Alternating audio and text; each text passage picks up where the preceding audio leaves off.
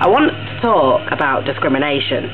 Now, it takes me being awake till 3 o'clock in the morning because I've had far too much caffeine for this to actually become an issue I want to discuss. But I think I'd like to put my portion in, if you like. I grew up in a small town, not too far from where I live now, but just outside. And I went to a school where being weird wasn't a good thing. When I was 14, I became a mosher, a punk, a goth, whatever the fuck, right? Personally, I didn't label myself as anything in particular, but, you know, everybody else in my school seemed to believe that I needed a label. As if, you know, freak and things like that weren't enough. I went through 2 years of hell, where, for example, a group of people chased me down a corridor. I ran and hid in the toilet. A teacher put me in their staff room to calm down, because obviously it was me who needed to calm down. And that staff room just happened to have glass windows, and which opened onto a hallway. The bell for end of lessons went.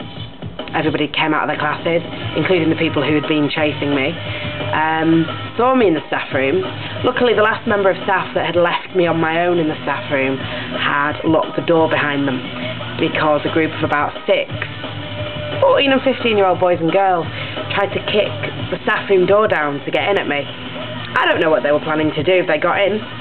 They were just pretty much shouting, freak, freak, kicking the door in, nah, she's a freak. I grabbed a pair of scissors off the desk, holding them in my hands in front of me. I didn't know what I was going to do. I certainly didn't have a plan, but I wonder now whether I would have stabbed someone had they got through that door, because I was that shaken up. The reaction to this was the school basically telling my authority figure of the time, if you call it, not my parents, I wasn't living with my parents at the time, that they couldn't guarantee my safety in the school building, and therefore I had to spend the rest of my school year learning from home, because they couldn't guarantee my safety in the classroom. Now, if that happened today instead of 10 years ago, they'd probably get sued. 10 years ago, you didn't sue schools. That wasn't done.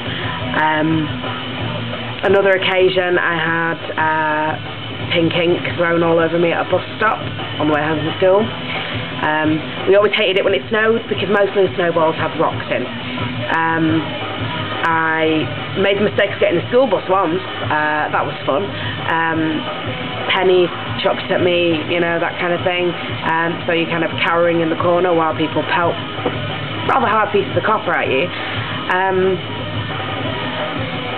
I got through school and I ran away from that town as quickly as I possibly could. The things that happened went on for years and nobody stopped them. And the teacher who, well, one of the teachers who I actually went to and asked about it, said that, why don't you just dress normally and then maybe they'd leave you alone? Because obviously that is, you know, the general way to deal with bullies is you pander to whatever they want, because that's going to stop them being bullies, isn't it? No, it doesn't work that way. If I'd have come in a tracksuit the next day with brown hair instead of in, you know, I don't know, baggy trousers with black hair, there would have been something else for them to pick at, because that's the way they work. They were bullies. That's how bullies work. Strange, at 15 I knew that, and the teacher at fucking 500 years old didn't. The stuff the GLF's doing, the stuff that the Sophie project is doing, it needs to be done. I'm a grown-up now. Generally, I get left alone, but there's no guarantees. I live in a big town. I live in a big city. I don't live in small-town America. I don't live in small-town England. And I really feel for those of you who do. Because in general, in Manchester, people are more worried about the 9,000 different nationalities that are living here, rather than whether a couple of people happen to have pink hair or not. I support what the GLF are doing, and I can't understand why it's not been done sooner, and why so many of the alternative group don't seem to want to acknowledge that they can do something to help themselves, that they can actually stick up for their own people. Now, if the GLF manage to get some movement in the treatment of goth, mosher, alternative subcultures in America, that can only rebound positively on the rest of the world. Now, you know, we complain about what it might be like to be a goth or mosher in the UK or the US.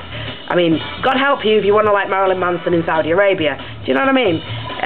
We probably think that we've got it hard, but compared to some places where they wouldn't even dream of trying to look like we look, because the option just would not be there. The whole world has discrimination going on against race, against sex, against subculture, against sexuality, against gender, against everything. You know, we are the thin end of the wedge, but people are dying, people are having their children taken away from them, people are being destroyed emotionally for years. You know, I'm lucky now. I have very good friends, and I have a very supportive city, and I really do believe that for all its faults, my city is one of the better ones.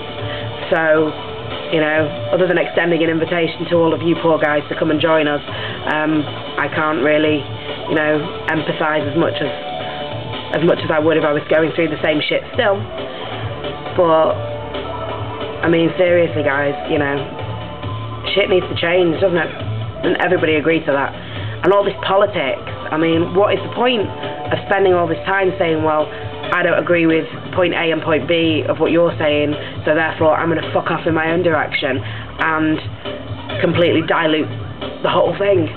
I mean, I've said it before in a different post, but it's like the difference between Martin Luther King and Malcolm X. You know, non-violence, violence. You know, which is the best reaction? Well, if I'm honest, both reactions are equally valid at different points in time. You know, there was a time when Martin Luther King, his way was the right way, and then there was a time when Malcolm X's way was the right way. You know, and you've got to take it as it comes. If somebody comes to me with violence, I'm going to run as far as I can in the opposite direction, as fast as I can. But if they catch me, I'm going to fight back. It's the way it's got to be. You know? You protect your own, you protect yourself first. If you are dead or hurt, you can't do anything after that point. So you have to protect yourself first. Protect your friends and your family after that. You know? There is no reason why even mainstream, normal people, scallies, whatever, can't come to understand that, in general, you know, they can get on with us. You always see the scally who has a goth brother or sister, or something like that, who was somehow trained to know that goths aren't bad. It can happen, it does happen. I know this has been a bit me, but, you know, it's my YouTube. I can talk about me if I want.